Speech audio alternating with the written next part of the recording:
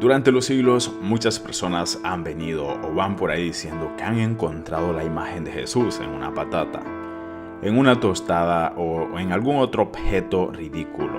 Pero este trozo de tela de lino es la que ha cosechado mayor atención a nivel mundial en lo que a figuras sagradas se refiere. El debate sobre la apariencia y la edad exacta del sudario ha estado sumido en controversia durante siglos.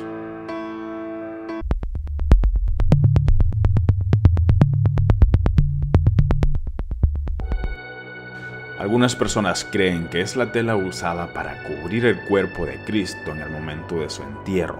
Otros creen que es una pintura. Algunos incluso que se trata de una fotografía, dado que diversas formas de análisis, incluso la datación por radiocarbono y la espectroscopia, sitúan a la tela en una época entre el año 300 a.C. y el 1390 después de Cristo, haciendo que incluso los expertos no puedan decidir si el sudario es una falsificación medieval o un artículo genuino. Esta es una de las reliquias que habría dejado la pasión de Cristo y que sigue siendo tema en debate entre los creyentes e investigadores que intentan demostrar su origen y autenticidad. Ya sean creyentes o no, las personas han mostrado un poderoso interés en conocer cómo fue la vida terrenal de Jesús, el hombre de Dios que fue enviado a la tierra para convivir con hombres y mujeres, para dejarles sus enseñanzas e instrucciones para que aquellos que lo amaban y creían en él puedan predicar en todos los rincones del mundo. Con el paso de los años, las películas, los libros, investigaciones y registros históricos han intentado definir lo que atravesó tras ser crucificado y en lo que se sabe sobre su resurrección. En torno a esos temas que siguen causando polémica entre curiosos y fieles, se destaca el manto sagrado, uno de los elementos que darían señales de los daños físicos que sufrió, además de revelar rasgos de su rostro.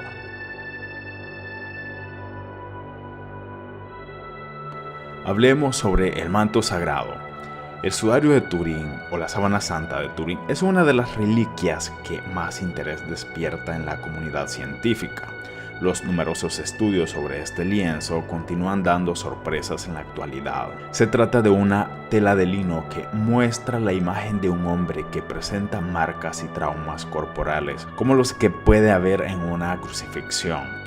Mide 436 centímetros de largo y 313 centímetros de ancho. Se custodia en Turín, en una capilla propia construida en el siglo XVII dentro del complejo compuesto por la catedral, el Palacio Real y el denominado Palazzo Chiavice.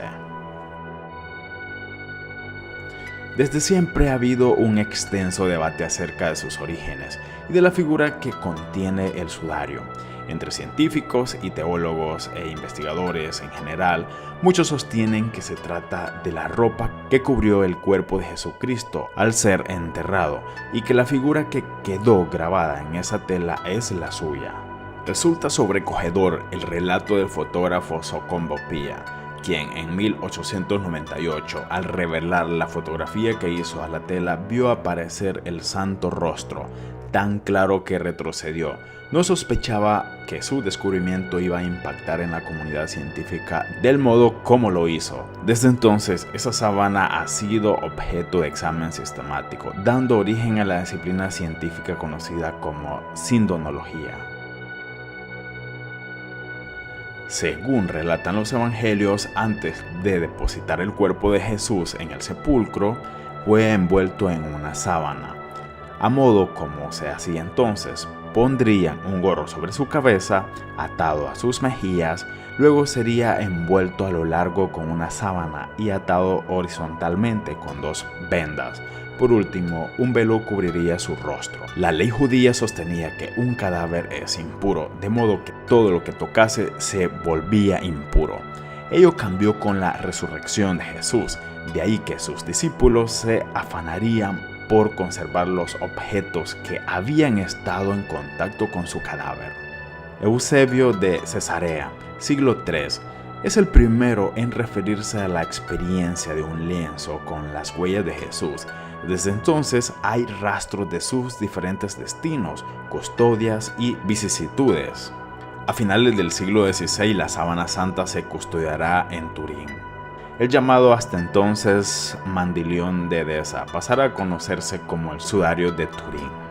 Al morir el último de los monarcas de la Casa de Saboya en 1983, la sábana santa pasaría a quedar a cargo de la Santa Sede. Diversos estudios científicos, entre otras conclusiones, han llegado a las siguientes. La imagen refleja en la síndone que es de un hombre y que ese sufrió una extrema agonía. La hebra con la que se tejió el lienzo procede de Oriente Medio. Los tejidos de este tipo ya se utilizaban en los primeros años del cristianismo. Probablemente proceda de telares judíos. La síndone coincide con lienzos sepulcrales del siglo I. La imagen no fue pintada al no verse trazos de pigmentos, así como por el hecho de que no habría podido pintarla ningún artista del medioevo, al no conocerse entonces la técnica de la perspectiva que refleja. Un alto porcentaje de las semillas halladas en la reliquia proceden de Judea. El polen de una de las plantas encontradas en la síndone se refiere a la que se usó para extraer las espinas que configurarían la corona con la cual fue coronado Jesucristo. De la imagen se extrae que unos clavos atravesarían las muñecas de las manos y no las palmas como se representa al crucificado en imágenes y pinturas. Ello confirmaría que la imagen de la sábana no es una falsificación pictórica medieval. Tras los estudios acerca de la técnica de producción de imagen, se concluye que estamos ante una imagen no hecha por mano. A los pies de la tela se descubrieron restos de minerales que se usaban en las construcciones de la antigua Jerusalén, lo que confirmaría que quien habría sido envuelto en ella habría transitado por esa ciudad. Se descubrieron en las cuencas de los ojos los dibujos de unas moneditas que se habían colocado en el cuerpo que refleja la tela, y esas monedas son de la época de Tiberio, o sea, de los primeros años del siglo I, cuando murió Jesucristo. Cabe subrayar que la Iglesia Católica no se ha manifestado acerca de la autenticidad del santo sudario, sobre todo porque consta comprobaciones científicas que datan la tela en años posteriores al siglo I, como lo prueba realizada en 1988 mediante radiocarbono que la sitúa en el siglo XIV. Juan Pablo II se pronunció en el año de 1998 manifestando que al no tratarse de una cuestión de fe, la Iglesia no tiene competencia específica para pronunciarse sobre estas cuestiones. Serán los científicos quienes deban seguir investigando. En 1958, el Papa Pío XII autorizó oficialmente la devoción a la denominada Santa Faz de Jesús, la cara que consta grabada en el sudario de Turín. Características de la imagen grabada en el sudario. Aunque hay muchas opiniones acerca de las características de la imagen del hombre grabada en la sábana santa, parece que reina acuerdo sobre algunas de ellas. Cabe destacar que presenta los colores invertidos respecto a una imagen óptica habitual. Los contornos de la imagen, que solo pueden observarse a cierta distancia, son imprecisos. A principios del siglo XVI hubo un incendio en la capilla que custodiaba la sábana santa. Esta fue dañada y para su restauración se usaron una serie de parches o remiendos. En 1997 un nuevo incendio dañó la síndone, pero fue restaurada en el año 2002, siendo retiradas las cubiertas de la sábana y una serie de parches. Gracias a esa restauración pudo ser estudiado con precisión el reverso de la tela, que hasta entonces quedaba oculto. Hay naturalmente creyentes que consideran la imagen como un rostro de la resurrección de Jesús, y estos rostros cuentan con efectos sobrenaturales o al menos seminaturales que debieron colaborar con el proceso de estampado de la imagen en la síndone. Es decir, creen en el milagro de la estampación y creen que quien fue estampado fue el mismo Jesucristo por el tipo de heridas y otros detalles que concuerdan con su persona.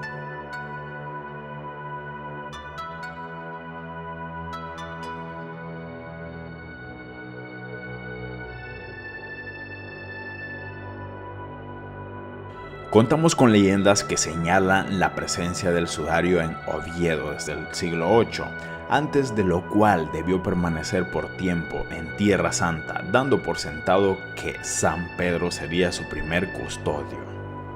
Al igual que con la sábana santa, hay estudios acerca de la composición de la tela del sudario de Oviedo, la sangre y otros restos hallados en el mismo, que llevan a pensar que pudiera ser el de Jesucristo. La cuestión más importante en el estudio del sudario de Oviedo es su relación con el sudario de Turín o sábana santa. En varias ocasiones se ha afirmado que ambas prendas cubrieron idénticas cabezas en dos momentos distintos, pero cercanos entre sí. Ello basándose en la historia, la causa de la muerte del hombre que debió vestir esas telas y la composición sanguínea y patrones de las manchas que nos han llegado.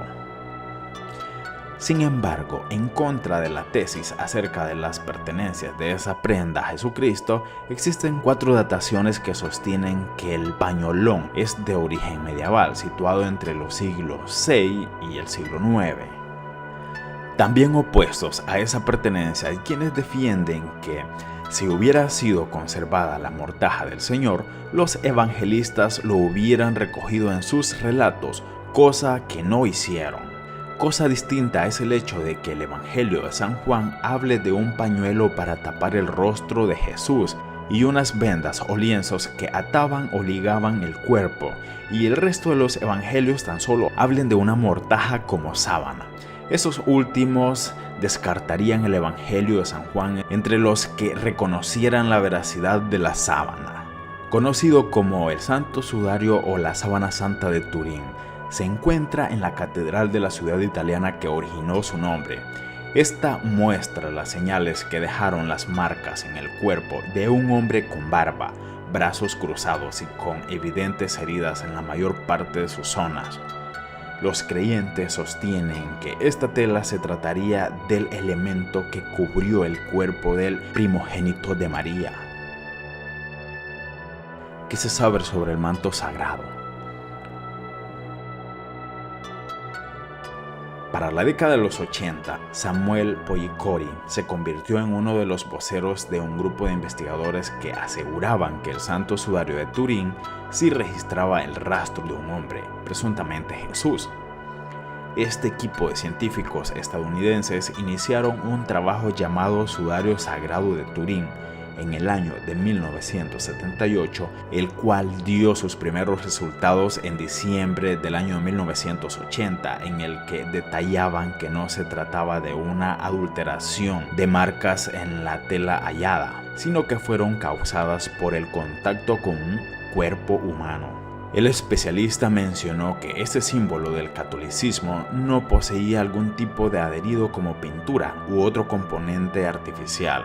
Es así como muchos fieles dieron por cierto que este elemento fue usado para envolver el cuerpo del Hijo de Dios, luego de padecer por una crucifixión pública frente a los ojos de su madre. Aunque luego de los primeros reportes se despertó el rumor de que se trataría de un trabajo hecho por un hábil pintor, Poglicotti defendió lo encontrado diciendo que el sudario no es producto de un hábil artista. Gracias a las fotografías fluorescentes ultravioletas se encontró precisar que la sangre de las heridas del hombre crucificado tuvo que ser trasladada al sudario por contacto directo y no por algún misterioso arranque de energía. Historia de un cuerpo.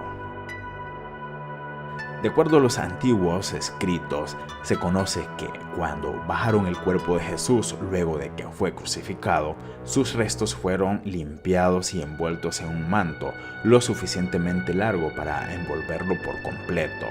Para evitar que se generaran rumores sobre su resurrección, que ya sonaba entre los creyentes y críticos del Hijo de Dios, las autoridades romanas a cargo de Pilato decidieron que se guardara en una tumba, espacio similar a una cueva que fue sellada con una roca pesada y de gran tamaño que no podía ser movida por una sola persona. Este hecho da paso a uno de los acontecimientos religiosos más valorados por los creyentes, porque cuando los romanos se enteraron que había destruido su mecanismo de seguridad artesanal, se acercaron al sepulcro y se dieron con la sorpresa de que no había un cuerpo, solo un manto que tenía rastros de sangre que revelaban la forma del rostro y lesiones que sufrió Jesús.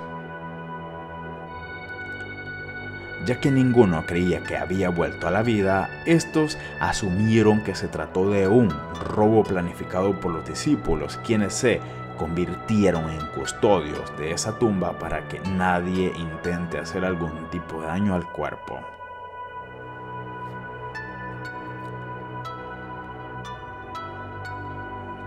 Hasta la próxima.